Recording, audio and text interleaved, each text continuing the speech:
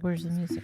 These are good days. Everything is going good with everything. 'Cause these are good days. It's going good with everything. It's going good with everything. I know that because these are good days. Everything is going good with everything. 'Cause these are good days. Good days. Good days. Welcome to These Are Good Days with Lee Ann Miller. And Matt Barris. Well, Matt, it is the week of January 12th, and you still have a Christmas tree shaped light up in your front yard. We'll take it a step further. I still got the Christmas tree up. Okay. Here's the thing. Okay, I've said it please before. say If it. you're new to the podcast, you may have not heard this rant. If you've been around for a while, you've heard it. Life's too short to take down the tree too early. I want it up. Yeah, but here's the thing. No. This is my turn, girl. Here's the thing. It's still dark. It's still getting dark around 5 something. And listen, if I want to keep my lights up, I'm gonna keep my lights up. Like, I don't need your judgment here. Be gone. Be gone. Be gone. You don't think you could make the lights in the shape of something different besides a Christmas tree? Like what, a cigarette? Yeah, there's that cough. There's the cough. I don't know. No. Okay. It's fine. All right. It'll go away. Okay. It'll go away when it goes away. I will let everybody know when that happens. I'll be like, and the lights are down. You're like Walter Cronkite reporting the news out about my Christmas lights. You know, I wonder what Irma Bombeck would have said. I wonder when she would have suggested taking the tree down. I don't know who that is. Oh, I'm old. Who's Irma Bombeck? She was like, she was Is it like the a Dear Abby? Yeah. She was like a columnist. But like for house etiquette. Yes. I don't care what Irma says. I don't care what you think. I care what Irma says about my Christmas Irma Bombeck. lights. Am I right about that? Maybe we need to I don't Google know. Irma Bombeck. But yeah, I think she was a columnist. You know what I think? Well, nowadays we can ask Martha Stewart, and I think Martha Stewart would be like, I went to prison. Keep your lights up. I don't care. Do whatever you want. She went to bougie prison. She's fine. I'm gonna go. Okay, while you do that, I'm going to tell you my good day. Oh, I can't wait. Here's my good day. I have a new identity that I've taken on post Christmas. Okay. I'm really leaning hard into my robe identity. Yep. So for Christmas, I got an LL Bean robe that is like butter soft. It's thin. It's not the plushy kind that makes you sweat. It's thin. It's actually like a size too big, and it like folds over my body. That. Yeah. Like so, it's like a hug. Like a cocoon. And recently, like this last weekend, I wasn't feeling the best. I was just kind of a little stuffy, a little under the weather. And my sweet wife, Mallory, kind of just let me be. And I stayed in that robe so long on Saturday and read books. And I did it. I read a really good book. I wrote it down. I'm currently reading a book called Love, Mom. And I'll give you the premise. Okay. The premise starts off. Are you ready? Yeah. It's a creepy author who's like a best-selling author of thrillers. Okay. She dies in a mysterious accident. Oh, The first chapter is her funeral. And she is a author of mysterious books. Yes. Already like it. It opens, it's written from her daughter's perspective, who's 21, and she's at her mother's funeral, and she goes to her car to go back to college, and there's a letter from her mom in the car. Hooked in the first chapter. So good. Do you remember the author? Yeah, I don't know if I can say it. It's by Ileana Zander. Okay. Ileana, I'll put it in the show notes. In the show notes. But it's called Love, Mom. I'm not done with it yet. So if there's something really, really inappropriate or vile, I apologize because I haven't finished it. Okay. But it's good. It's good suspense. So anyway, I leaned hard into my robe era. Okay. I'm robing, I'm reading, and I wasn't feeling great. Listen, but you know what? Being in the robe has a little bit to do with our episode today. It's true. Just saying. And it really, my good day does fold into our episode because we're talking all about rest today. My good day does too. Okay, go for it. Okay, I went, as you know, I went to Nashville to throw a wedding shower for Sayana Whitaker. and cute little fiance Noah. Yeah. And then I just popped on over to Hilton Head Island. You did. To the Sea Loft. You just kept moseying down south. And I just did about nothing. Okay. I support it. And I read. I'm reading the book Onyx, which is part of the Fourth Wing series. Is it the Thornton Cronin horses? No. It's not that. It's not the Horny Crows and Roses? No. It's not that book? It's not the Doherty Morning Hardies? No, it's not that one. It is a different series. It's Fourth Wing, Iron Flame. I only read up to the Third Wing. And Onyx. So I'm on Onyx. Is this about like dragons who kiss? Yeah, it's about dragons. I don't Are they know kissing? No, the dragons aren't kissing. I don't know. It's dragons and their riders. Mallory? It's really cool. Mal- And then the riders and the dragons and the riders bond with one another. Oh, naturally. Like they're duh. bonded. Yeah.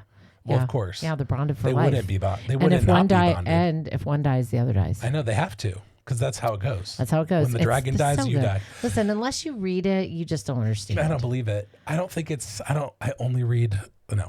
Here's what I have to say. Mallory and I might have a challenge for each other this year. I think one of our challenges is to suggest books to each other that we wouldn't normally read. I love that. So because sometime what's in gonna this happen year of is our you're Lord, gonna I'm be gonna a read. believer. I know. I'm gonna read about hoarded crows and mosies. You're gonna be a Or believer. I'm I gonna will have to say read about dragons that kiss. There are some sections in these books that are a little spicy. I'm just gonna tell you. I don't understand why we read about dragons that smooch. I don't need It's that not in my the life. dragons aren't smooching. Well, that's not what I. Do you remember Aaron Moon? No. Aaron Moon talked about no, dragons with erogenous zones on their wings. No. She was talking about a different series than I'm reading right now. You gave me about 8 too many no's for my flavor. The Court of Thorn and Roses series is about people who are also like they're not dragons, they are winged creatures. Right. Uh-huh. Okay, so that's what Aaron Moon was talking about. This is different. This is riders and dragons. Yeah.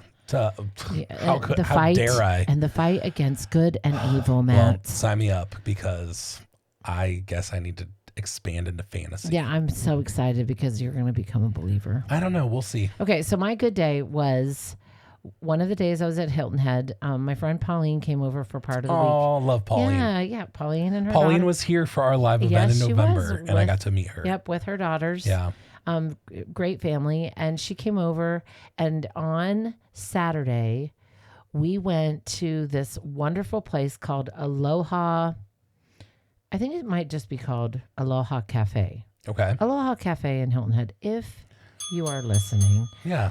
they have. Or if you're like in Hilton Head, go tell them that we mentioned that. Yeah, wonderful poke bowls. Okay. So there. I have never had a poke. Poke bowls, like has you can have the raw tuna, or you can get you can get chicken, or you can get imitation. Like Pauline got imitation crab, or like crab, imitation crab, and you can build your own bowl, or you can get ones that they have on their menu. And we got the bowls and got them to go, and got our drinks, and went and sat on the beach and ate we got there about noon, and we did not leave the beach until the sun. We were the last ones there. The sun That's was awesome. literally like setting. You got to soak it in. It was very beautiful, sunny, like 68 degrees, 70 degrees on that day. And it was just a lovely day to sit and read, to sit and close your eyes, to sit and visit. Did you read? Yes. What? Oh, you're reading. Oh, yeah. Yes. You're reading. Yep. She was reading a Kristen Hanna book. Oh, yeah. Kristen Hanna is a popular Like author The right now. Nightingale, The Women. Yeah. She wasn't reading either one of those. It was called, I think, Midnight something. But she was reading one of her books. That's awesome. I love that. So today we are talking all about the idea of rest. And this came from a post that you wrote recently that you were talking about with your friend Pauline. Yes. Where she was like, I loved that post. Tell us about like the intro. The post wasn't long. It was basically like, it's okay to admit you're tired. Yeah. It's okay to rest. Yeah. It's okay if all you can do is what you're doing right now. Yeah. Right. I mean, sometimes all we can do is what we are doing right now. And sometimes it's like, I just need enough strength for the day that I'm in. That's right. That's right. You know, I think what's interesting about us that I love about our podcast is we don't just do what everybody else does, because we didn't talk about New Year's resolutions. We talked about intentions. We didn't even talk about health goals, weight goals, exercise you goals, know, any of that stuff. Today, we're not talking about hustle and grind and go and move. We are talking about rest and how important rest is to us. You know, I was thinking about rest, and I think one of the things that we struggle with telling ourselves is we sometimes think of rest as a reward instead of rest as a necessary part of our day. Our health. So I think what's interesting is when we view rest as a reward, what usually happens is we're like hustle, grind, hustle, grind, hustle, grind. And for me, I usually get sick when I don't take time to rest. I think sometimes too, when we are in that mode of like rest as a reward, it's kind of like the chicken before the egg type of deal. Like if I hustle so hard and wear myself down, then I'm so exhausted that I can't really rest effectively because I'm so down. Right. And then I can't really be effective when I need to like get some things done. Right. So it's kind of like what comes first. Do we rest before we work, or do we work so that we can rest? Right. And I think it has to good. have like some, I don't like the word balance, but I like the word harmony. There needs to be some harmony between getting stuff done and resting. Well, and also I'm going to just say this. I want to preface this whole podcast by saying that there could be people listening thinking to themselves, what a joke. I don't have any time to rest. Right. I have 4 children. I have a full-time job. I have to get food on the table. There is no rest for me. And I just want to encourage you, if that's you, that the season you're in isn't forever. Sure. It can feel like it's forever. Sure. But it isn't forever. So if you feel like, what a joke, I can't do it, really, I encourage you to keep listening, because Matt has you have some great strategies. Yeah. That could actually, they don't look like sitting in a chair, closing your eyes. Right. They're ways that you're creating less distraction and so forth in order for you to get in a posture that feels more restful. Well, I think that when we think of rest, I think rest brings up a picture for everybody's head. For some people, that's a nap. For some people, that could be just sitting and not doing anything. That could be sitting and reading a book. For me, honestly, rest sometimes is cooking, even though it might not feel like rest in the moment. It's a type of rest for my brain and my body. So I think rest looks different in different seasons. I think rest looks different for different people. And I think there's different things we can do to rest that fill us up. You know, I think what it really comes down to is the end goal of rest is that you feel filled up. That's really what it is. Right. Recharge, so for you, reset. we might not rest the same ways. And there are some people that are probably listening that are like, I mean, it's great that you can go on vacation for 4 days in the middle of winter, but I just can't do that right now. Exactly. I mean, right. That's us. We're teachers. The winter is like our work time. I mean, between now and spring break, and then spring break to Christmas break, we don't get a lot of time off. So we're just kind of in go mode right now. We're kind of in the routine. Right. Or there's some people that don't have any of that time, that they're like, tell me what it looks like. I would love to know what rest looks like, but it doesn't have to look the same for everyone. Right. And I think sometimes we think of rest as like a one size fits all. I'm going to sleep. I'm going to, sleep in. Listen, sleeping in did not happen for a very long time in our house. Right. Oh, right. Like right. when you got babies at home, There's no sleeping in. even our oldest, he still gets up at 5:30. Like, Yeah, what I are you know. doing? Y'all get up early in I this know. house. We do. 5:30. So Daryl gets up really early. It doesn't mean I have to. Well, that's true. I mean, I'm between 7:30 and 8:30. That's early enough for me. Well, good for you. That's all I got to say. Good. Leanne don't do what Leanne don't. That's not true. That's not true. Okay, so for different, do you want me to tell the different types of rest? Yeah. Okay, so I was recently in a meeting with our dear friend Sarah Reith, who's been on the podcast. She runs a great nonprofit in our area called Oh Huddle Mentors. And she is one of those people that when you're with her and you're learning from her, you always walk away with something really good. I agree. She shared in this meeting the 7 types of rest, and I had actually never heard this before. And so I'm going to share them with you. I was looking them up so that I can share them with you. So the first is called physical rest. This is probably what we're thinking when we talk about rest. It's the most common form of rest, and physical rest can be either passive rest or active rest. And here's what I mean by that. Passive physical rest means sleeping or taking a nap. We are shutting down. We're literally shutting our body down. Active physical rest is restorative activities to your body, like yoga or stretching or getting a massage. It is helping you restore your body in some way by being moved. You know, I'm not one of these people. I'm not one of the people in the world that are like, oh my gosh, it's so exhilarating to take a run. I love those people. Like, they're probably out camping and hiking with those people. But if you are someone that needs, that you actually feel rested or energized or rejuvenated by taking a run or exercising, that's you. That's a physical rest that you can do. And here's how you know that you need it. If you need physical rest, your body's going to feel heavy, like, just like, you know, when your body feels heavy, your muscles are going to be sore, or you're just going to keep yawning. You can't stop yawning. You know, I when I take a nap, you know this about me. Yeah, you don't I nap. don't nap, but if I nap, it is because I have been running hard and then I just hit a wall. When you take a nap, I'm like, oh, yeah, something's going on. Yeah, something's going on. I've been running and I've just like. I think you napped after Joey's wedding. Probably is the last time I remember. That was like a 2.5 hour like on a sheet, late Sunday sheet afternoon. marks on my face. Yeah. Yeah. All right, here's the next one. This is mental rest. And the goal of mental rest is quieting your brain chatter. I should say, I'm going to make this everything that I'm sharing, I'm going to make this on Patreon.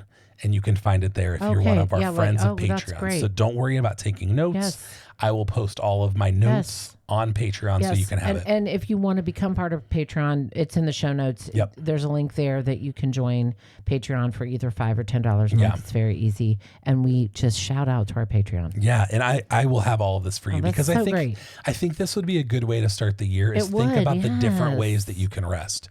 So number 2 is mental rest.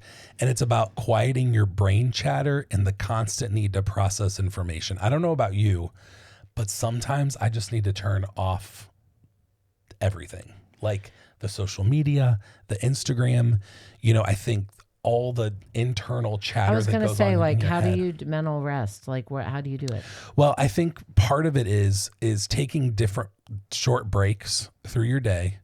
Or I love this idea, and I have in my second thing is using a notepad to do a brain dump. Oh yeah. You know, have you ever had those nagging thoughts when you're trying to fall asleep? I don't think do you struggle with this sometimes? Sometimes. And they recommend doing like a brain dump where you just write it all out so that your mind can rest. Molly and Valent you can sleep. that's the first time I heard about brain dumping, where you just Write get it a all journal or you get a piece of paper and you just write everything you're thinking. Sometimes I'll do that so before helpful. I leave work. If I know I have a lot to do the next day or that week, It's so I'll helpful. I'll make a list because then I can go home and unplug. Listen, brain dumping might be my notebook list. It might be the same thing. It might be part of it, because for me, if I start getting overwhelmed with all I have to do, the minute I take out my notebook, fresh ideas.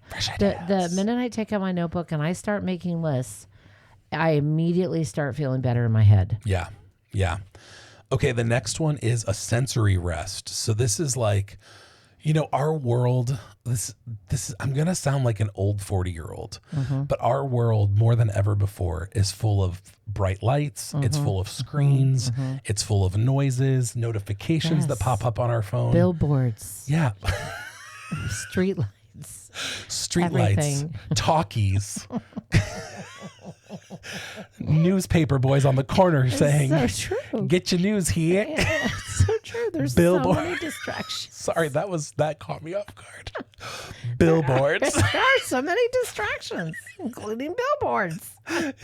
People with sandwich boards saying "turn or burn." Prohibition.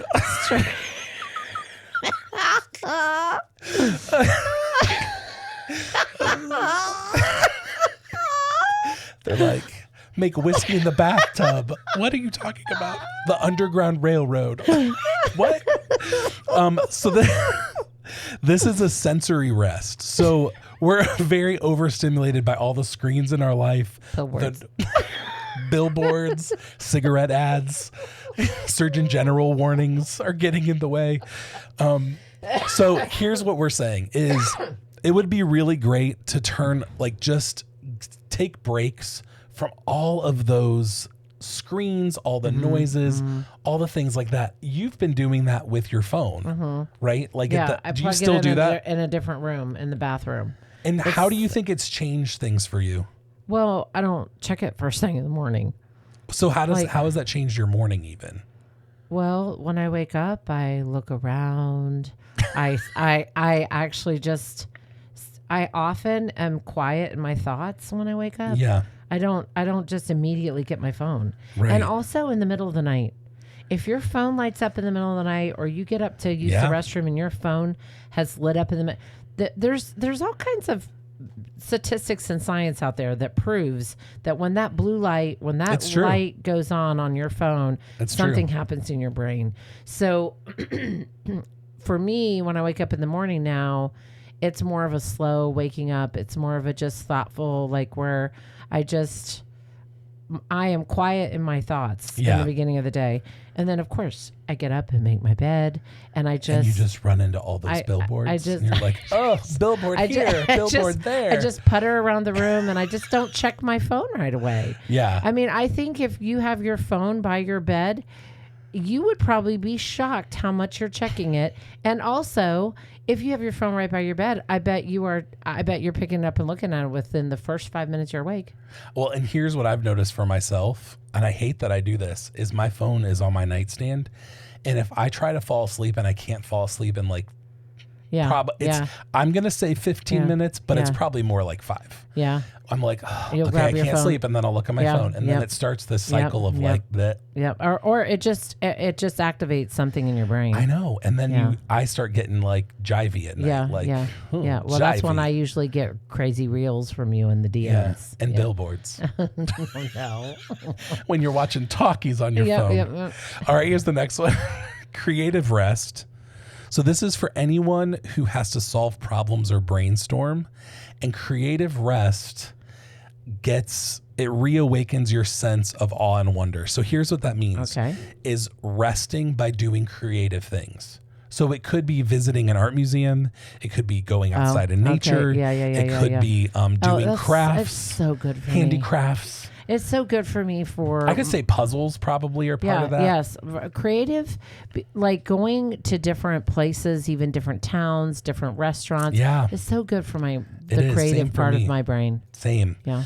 The next one is emotional rest. So this means having the space to be authentic and stop people pleasing. Ooh. So here's what it is. It's practicing saying no to the things that drain you and hang out with the safe people where you can be totally and completely yourself, where you don't have to perform. Right. And we know the difference, right? And our body knows the difference of like when we're like, okay, I have to be on for this person versus I can really rest and let my hair down. Yeah, that's good. I think the signs that you need it is you feel like you have to carry everyone's burdens and hide your true feelings to make sure everyone around you is happy. So I think unplugging from that and resting emotionally is a huge thing. And I think we can get caught up in a lot of those kind of things with work relationships. Totally. Yeah. I think work can be, it's interesting because I think work is one of those things that we devote a lot of our time to. I think work is one of those things that often is very close to our hearts or very important. But also I think unplugging from maybe emotions that we carry at work or with work people that aren't how do I say this the right Well, way? well, I think there are people that are life-giving, and there are people that take your energy Totally. and take your just your mental energy. Right. And I mean, you might have someone that you work with that you're like, I have to work with them. I think part of it is unplugging from that person or having boundaries with what you talk about or how you talk about things or the energy that you bring to conversations. And so I think unplugging your emotions is a really, really good thing. Good. Number 6 is our social rest. So this is, it's very similar. It's distinguishing between relationships that give you life and relationships that exhaust you. So it's very, very similar. Or it's like find social things that do give you life. Similarly, we think rest is pulling back from everything, but sometimes for me, rest is being with people too. Right. Over the Christmas break, when I was off, I spent some time with my friend Grant. And even though it was social and it wasn't like me being under a blanket next to a fire reading a book, going out, we went to the Leaf in downtown Worcester. The Leaf, if you're listening. Yeah, good. I got their Brussels sprout bowl. Weeby gammon is what they call it. Weeby gammon. It's sweet potatoes and Brussels sprouts. And it's so good. So good. But I think finding the ways that make you feel rested, even if it's an active thing, is really good. I think sometimes we know that we need social rest, whether that's withdrawing or whether that's leaning into people. We find social rest when we're surrounded by people and we feel lonely, or we're finding that our interactions are draining instead of life-giving. Find the people that give you life. And maybe for this season, are you okay? You're staring at me. I'm listening. Oh, that's good. You're not usually this quiet or focused on me. I like it. I'm listening. I think finding those people that do. I haven't heard this before. I think finding people that do fill you up, even though it's rest. For me, rest honestly can be a conversation with you sometimes. That doesn't mean I'm just staying home by myself. Not all the time. Not all the time. Oh, sometimes you make me tired. Yeah, sometimes I'm wound up. You're all like, Matt, have you seen the billboard? I'm like, no, Leanne. Okay, the last one is spiritual rest. And it's withdrawing from the world around you and connecting to a higher power, connecting to God, connecting to something bigger than yourself, That always finding makes purpose. That always makes me feel better. I know, it's so always good. makes me feel just more grounded, more like just at peace with myself. Right. Yeah. I know. It's so good. And so I think I love all the ideas of rest, because I think sometimes we just tell ourselves rest looks a certain way, but rest has to look different. Well, What do you think for you are ways that you feel rested? Maybe it's active or passive or people or alone.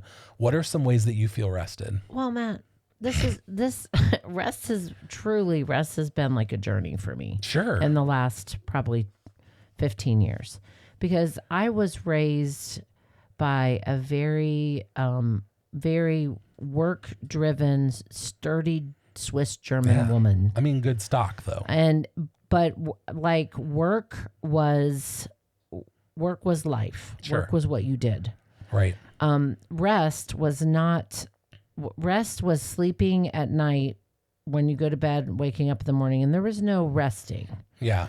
And so rest for me, probably growing up and even some into my adult life, people who rested, did the things that you're talking about, that really looked like lazy. That was interpreted as lazy. Being in your robe most of the day on Saturday, lazy. Yeah. Lazy. But what if I was sick? It doesn't matter. My mom, I mean, this is going to sound like I'm throwing shade at my mom. I'm really not. But my mom was raised that way. She was raised in a dairy farmer's household. Right. They worked all the time, had a huge garden. And if you were in your robe all day, you better be almost dying. Right. Like there's no robe. There's no napping. I feel a little attacked with the robe. No, I'm just saying, like, there's no napping.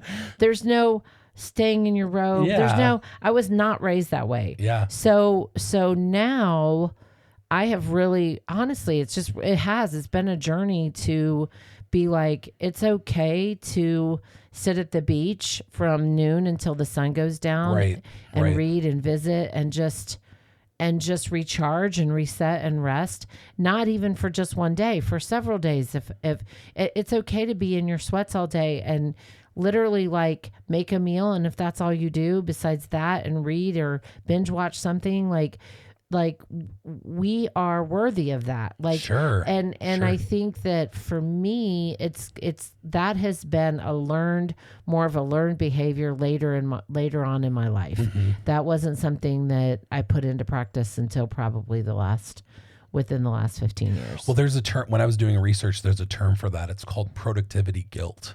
And it's the guilt that you have when you're not being actively productive. Yeah. It's like, that's real. You're telling yourself like, okay, I'm sitting here watching a show and I shouldn't could be doing I shouldn't blah, blah, be. blah. I shouldn't be. Right. Like, I feel bad. I Right. should. Or for several years, when I first started even doing anything that looked restful, I would then I would pay a penance then. Like, okay, if I'm going to rest, then when I'm done with that day resting, the next day I better be working. Yeah. Like, I better be like double power washing out something, or I better be working. And I would say that Daryl was raised with a family with an incredible work ethic, and he has to make himself. We've now gotten more into a rhythm with the kids now not living at home. We do have more of a rhythm in the evenings, like where he'll eat his supper, then get a shower, and he'll be in his recliner. Yeah. It was not that way for years. I mean, not even when I was with you, he would still be doing he would, puttering around. Yeah, he'd be working. So, it's. But I will say, Daryl's always observed Sunday as a day of rest. Oh, like total unplug. Oh yeah, you can't get him to do anything on Sunday. No, yeah. I mean, that's the truth. And that's his family, right? Oh yeah, that comes from his family upbringing. Like, that's very Amish. There's no making beds, doing laundry. He's very he really does observe the Sunday as the Sabbath. Right. You know, I think for people out there that are like, oh, I struggle with productivity guilt. There's a couple things that I was thinking about as well. Is I think sometimes we need to be able to shut off that part of our brain, is we need to be okay with sitting in wherever the state of our home or the work that we think we need to be doing, whether it's a brain dump. Like for some people, if it's like, I know I need to rest, but I still have all this in the back of my mind, do the brain dump. Make a list of like, hey, when I'm done resting, I do know I need to do X, Y, and Z. Because the reality is, there's probably things that we do need to do. Right. Like, we do have to like keep things moving in our life. Right. We do need to do laundry. You do need clean underwear. Like, I read once Justin Bieber just buys new underwear. That's not us. We got to wash ours. I'm not Justin Bieber. You really did read that somewhere? I read that somewhere. He just buys new underwear. Like one and done. What? I gotta wash. Yeah, mine. I don't live that life. No, me either. I actually have to I keep mine long enough where Mallory's like, that's losing some stretch. It's like drooping. Your elastic is hanging.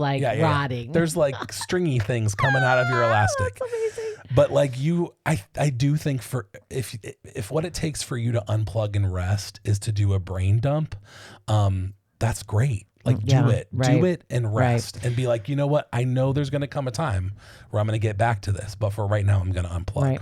The other thing that I thought of too was I think sometimes we, especially this time of year, it's so easy to fall in the comparison trap where it's like, when you see someone that's like, I'm going to wake up at 5:30 and I'm going to eat 20 million grams of protein and I'm going to go to the gym. And maybe that's not you. Yeah. And maybe that's not your life. Listen, and that's okay. It's okay to not do it all. Right. It's okay to just do what you can do today and do what you're already doing. And that's all you can do. Yeah. Okay. We're going to wrap this up. Before we talk about food, this is my parting shot. Okay. My parting shot is that we are all worthy of rest. That we all need that. We need it. And so any of those 7 things that could help you, you are worthy of that rest. Totally. Here's my parting shot. It is so tempting when we think about rest to go to our phones. It's like a pacifier that we all have in our pocket. My encouragement is to find something other than mindless scrolling to fill in that void of rest, because the reality is you can find yourself sucked into something and I'm not going to say waste, but I am going to say waste 15, 20 minutes when you could actually be getting rest. Because the reality is doom scrolling really doesn't help our brains and our bodies rest. It just fills a void. It's like, it's just white noise. And so that's my encouragement, is if you heard something or if you thought of something else yourself, we'd love to hear it. But find a way to actually rest so that you unplug and energize and recharge, because it's so, so important to your, it's worth it. Your wholeness and it's your worth health. it. Let's talk about food. Let's talk about food. Let's do it. Here's what I have to say. I'm going to tell you what I grabbed recently out of my pantry, and it was Uncle Mike's beef jerky. Oh, so good. Let's talk about beef jerky. Let's talk about the teriyaki flavor of the beef jerky for Uncle Mike's. You're delicious. Like really dialing in. Did you see a billboard for teriyaki Uncle Mike? Listen, Uncle Mike's has a billboard somewhere. I'm sure I know. they do. It's just like billboard here, billboard there. Everywhere a billboard. Yeah. The teriyaki, delicious. Also the barbecue, delicious. The honey barbecue. Love it. You know, we're a home of growing boys. My oldest is in middle school. He's a 6th grader. He's 12 going on 13. Does he love beef jerky? And he is all of a sudden in beef jerky. And it's just so good. You know, they make it here locally. Uncle Mike's beef jerky is made by Walnut Creek Foods. That's right. It is the Walnut Creek Foods main location, like their offices right next door to their beautiful offices is a huge building on this. On the same property. Billboard on the side of the billboard. Billboard on the side of the building says Uncle Mike's beef jerky. They do it right there. So good. Yeah, it's so good. The other thing about beef jerky that I love, it's I know somebody might be like, you're really stretching it, but I'm not kidding.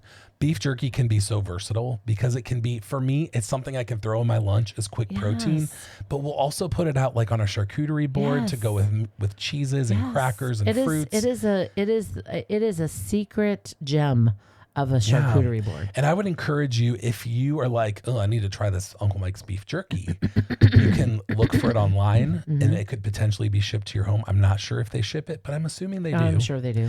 But you could also look on Walnut Creek Foods website to see where their products are sold, and Uncle Mike's beef jerky just might be in your neighborhood grocery store because their products are all around the nation. Their jams and jellies, their good. Walnut Creek Foods jams and jellies are so good. I know, and they ship them all across the nation. Pickled items, our friend Kelly Brownlee loves their pickle beets. They're delicious. Yeah. So good. So we're so thankful for Walnut Creek Foods and Walnut Creek Cheese and Market for their partnership and the way they've supported us since the very beginning. We have loved them long, and we have loved them strong. Whether ordinary or extraordinary, we hope you see that these are good days. This episode brought to you by Walnut Creek Foods.